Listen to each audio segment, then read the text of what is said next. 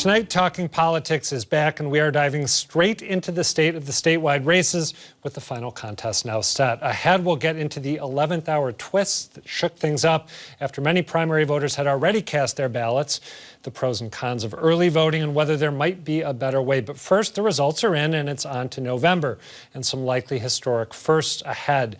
If Democrat Maura Healey is able to keep her current lead over Republican Jeff Deal, she is poised to make history as the first woman elected governor and the first openly gay governor.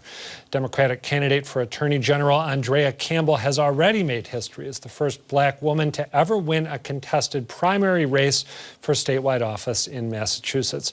And there's plenty of drama to come as we move toward the general. Joining me to size it all up are Tatishe Nteta, a professor of political science at UMass Amherst and the director of the UMass poll, and Shannon Jenkins, the associate dean of the College of Arts and Sciences and a political science professor at UMass Dartmouth. Thank you both for making time to do this. Tatishe, let me start with you. To your mind, what was the most significant takeaway from the results Tuesday? I think that this election on Tuesday marked the ascendancy of Maura Healey as the leader of the Democratic Party. I mean, if you just look at the characteristics of this race, she ran unopposed for an open seat for governor. She, for the most part, the specter of a Healey campaign precluded potential competitors like Kennedy III and Moulton and Ayanna Pressley. She significantly shaped the lieutenant governor's race. I mean, each of the candidates were sort of presenting themselves as the running mate for Healey. And I think also she shaped the attorney general's race. Her endorsement of Campbell likely was the push that she needed to beat Reardon. So I think that, Healey really defined this primary election, and not only on the Democratic side, among Republican candidates as well. Much of their campaigns were about sort of comparing themselves and contrasting themselves and talking about the potential of a Healey governorship. So I think she really defined this election.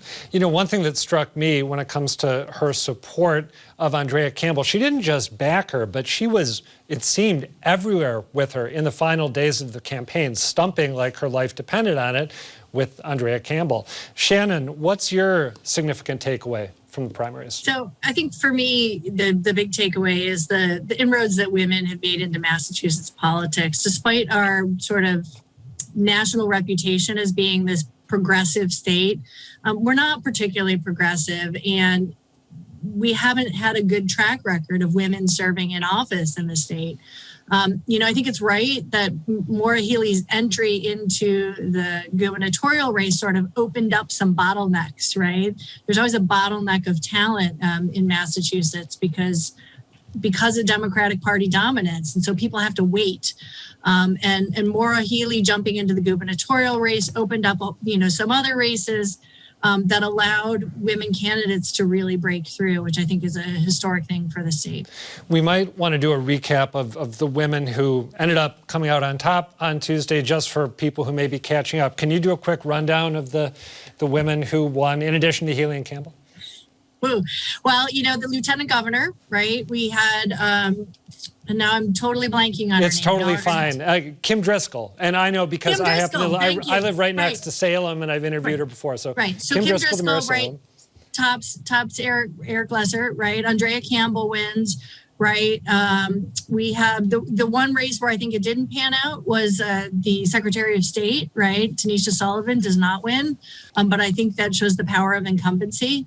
Right. Research suggests that when women run, women win. And they did. They ran and they won this election cycle. So I think that's pretty important. And I want to mention, too, Diana DiZoglio in the auditor's race. And I found myself wondering, there were a few times in that race when her opponent, Chris Dempsey, basically seemed to say, you don't actually understand what the auditor is supposed to do and what the auditor is capable of doing. And I found myself wondering, after the results were in, if some voters, women and maybe even some men, took umbrage at that and voted accordingly. I want to ask about a couple other takeaways that some people, including myself, have suggested. One is the falling short of the candidates who were labeled as progressive. You said a moment ago, Shannon, that we're not that progressive a state.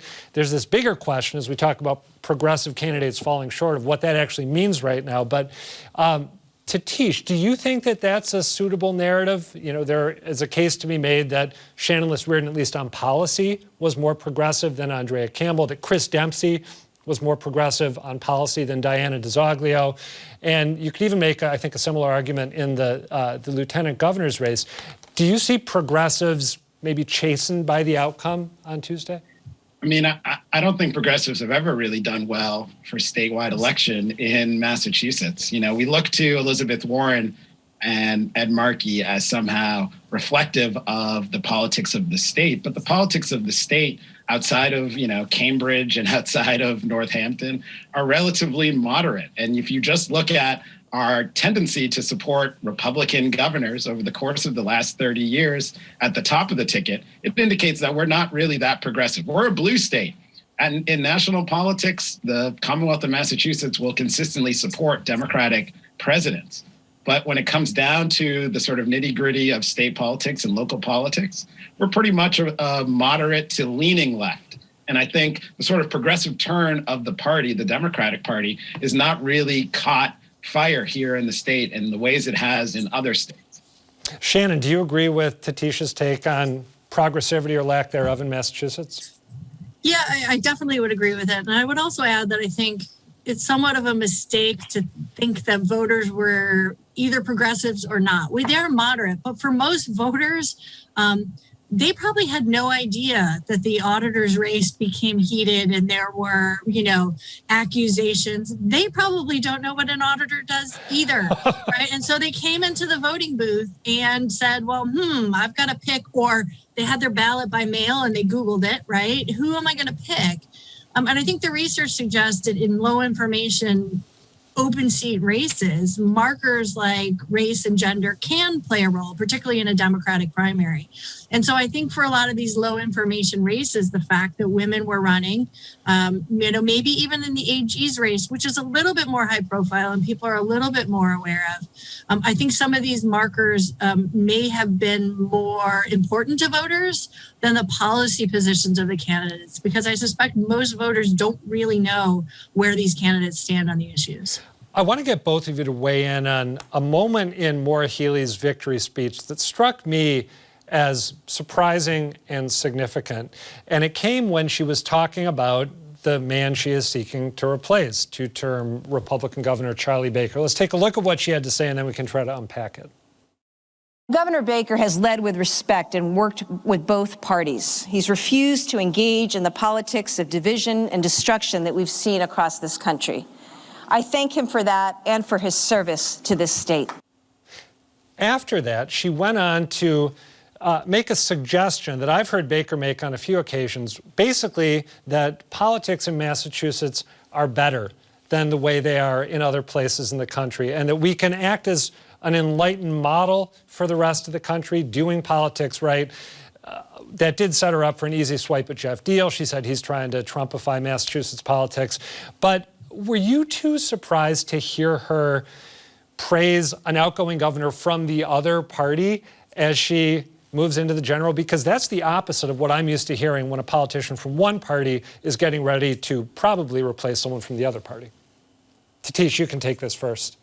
Yeah, no, I think the first thing we're seeing is a move closer to the middle, which is what we tend to see in general elections. In the primary election, she, if she were opposed, would attempt to mobilize all the wings of the party. At this point in time, she's going to be on the ballot for all voters in Massachusetts. And so I think she wants to connect herself with what has been a relatively successful tenure by Governor Baker. And I think she also wants to protect herself against Jeff Deal's likely attacks of her as a left-wing progressive person and governor that's going to take the state, you know, to woke politics or whatever the sort of key fear term is. And so I think she's really just setting herself up to mobilize general election voters to communicate her moderation and to sort of also make the case that she's going to maintain the positivity that the Commonwealth has experienced. Shannon, are you surprised to see Healey positioning herself as the natural successor to the outgoing Republican? I mean, not at all. I mean, it's pretty much a trope or a given in political science literature that in the general you move to the middle, right?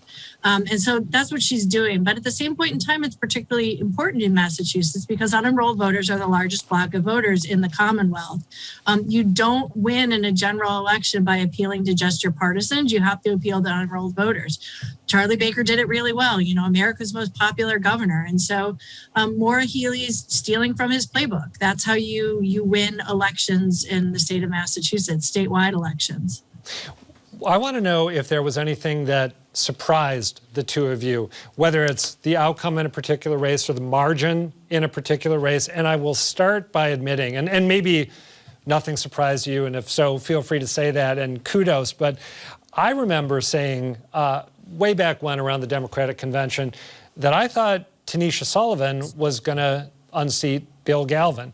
And I know that, you know, she was endorsed by the convention. So was Josh Zakim 4 years ago, who was making a similar pitch. But she was a different candidate. She was a black woman at a time when I think interest in representation and the power of that has increased in the Democratic Party. Also a different historical moment. I just thought that she was going to end up winning. And she didn't, and she lost by a huge margin. So, Shannon, did anything make you raise your eyebrows in surprise?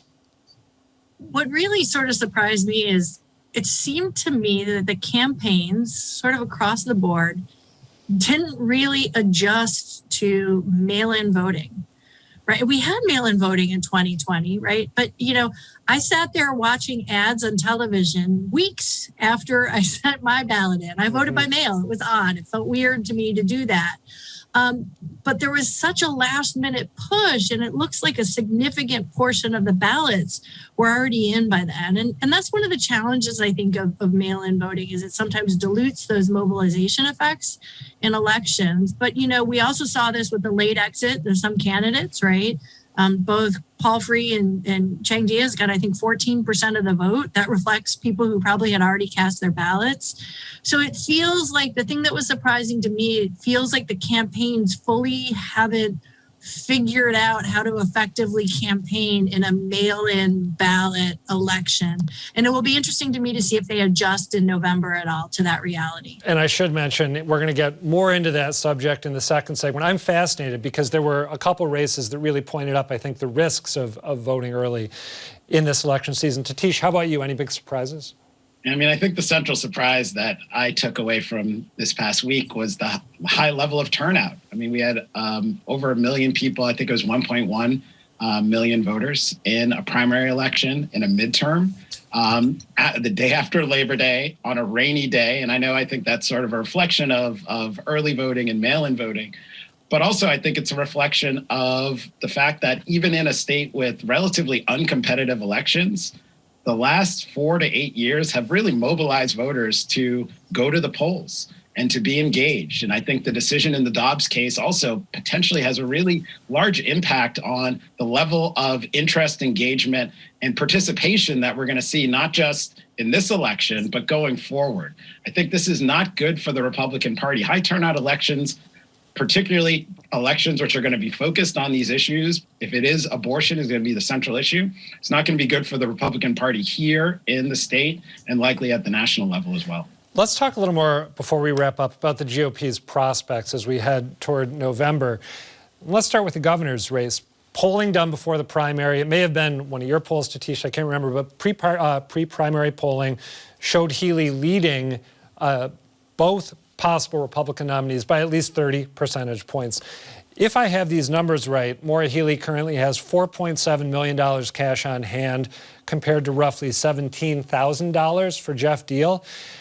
Shannon, is there any scenario you can conjure up in which, in an upset to end all upsets, Jeff Deal ends up beating Maura Healey? If all things stay the same, I don't really see it happening. But, you know, maybe not all things stay the same. Maybe a major scandal breaks out. I don't know.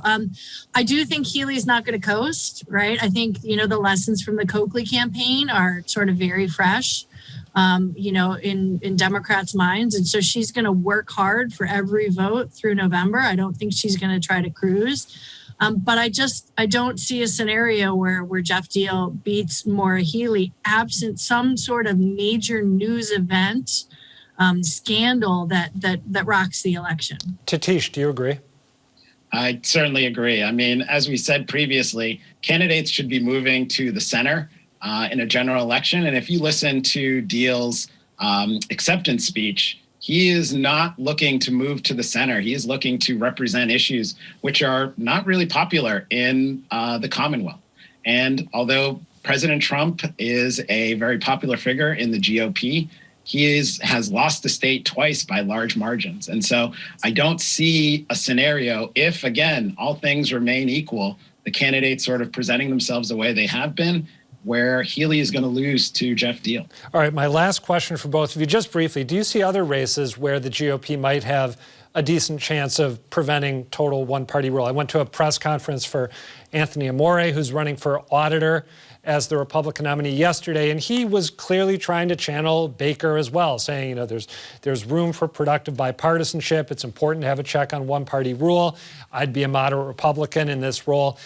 Do you guys think that there's some other race where the GOP's prospects might look a little better?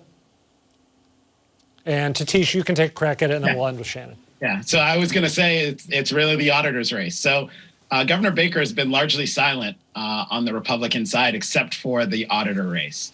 And I think what we're going to see as we move towards a general election, the person that Governor Baker is going to place his stamp of approval on is going to be Amore. And so I think we're going to see a really competitive election there where the moderate wing of the Republican Party potentially sees the next person that could step into the governorship in 4 years.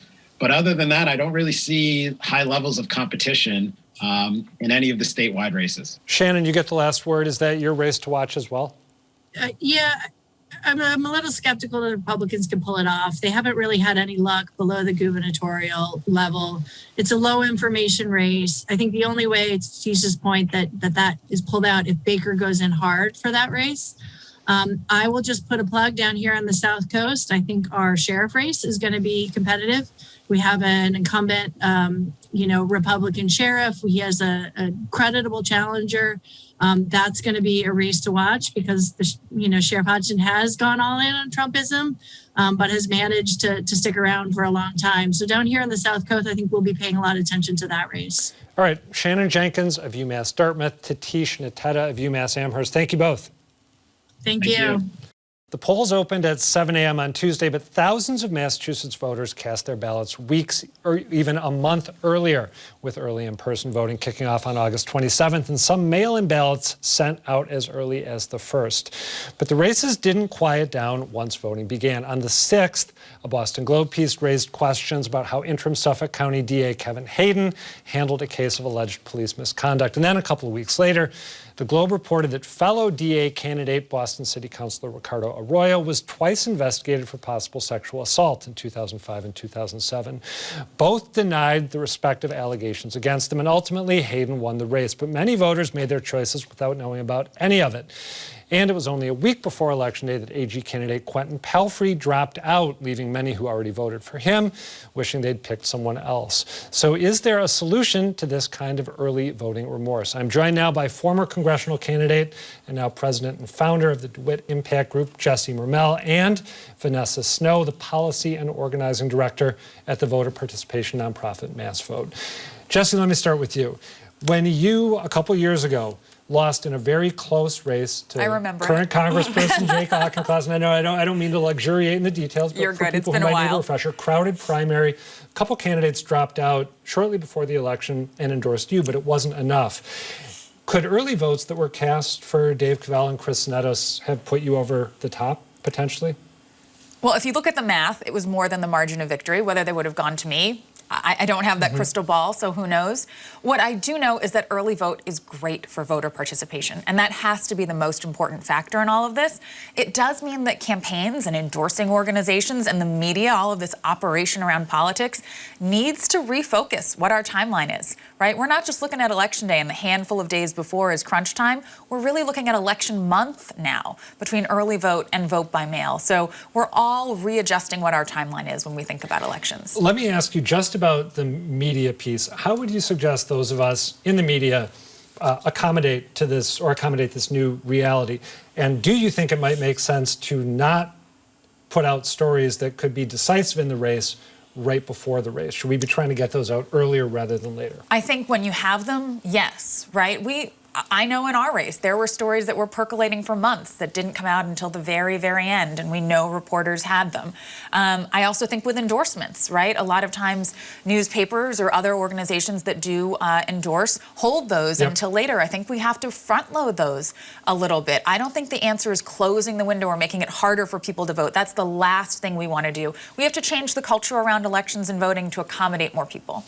Vanessa, when Quentin Pelfrey dropped out of the AG's race, I talked to a Pelfrey supporter who was pretty ticked off. He, of course, threw his backing to Andrea Campbell. She said to me, you know, I really wish that he'd told us how he felt about Andrea Campbell earlier so that I could have voted for Shannon Jenkins instead. Do you think races like that one and the Suffolk DA's race are going to change voter habits in the future? Do you think voters are going to look at this cycle and say, you know, I think I'm going to do it as late as possible because we just saw big things happen at the last minute? Well, I think, just like Jesse said, early voting, vote by mail, they're all great options and expand access to the vote. Of course, if folks are worried about the timeliness, you know, you might want to hold on to your mail-in ballot and drop it at a ballot box on election day, or you might want to the Friday before the election is the last day of early voting. You know, I think in primaries that may be more of a concern, but in the general election, the candidates are pretty set by the parties. So I think that's less of a relevant concern. I'm glad you mentioned the possibility of dropping the ballot in a drop box because I was trying to remember what state law currently allows, and I couldn't. So you are able to take your mail-in ballot and put it in the drop box on election day. Yes, at your city hall or at a polling location. Okay, that's an important point for people to be reminded of. You talked about expanding access. Steve Koczela, the president of the MassInc polling group, did an analysis 2 years ago in your primary, right after your primary season, in which he found that early voting had actually shifted power to whiter and wealthier communities. Is that something that you guys have identified as a possible issue at MassVOTE?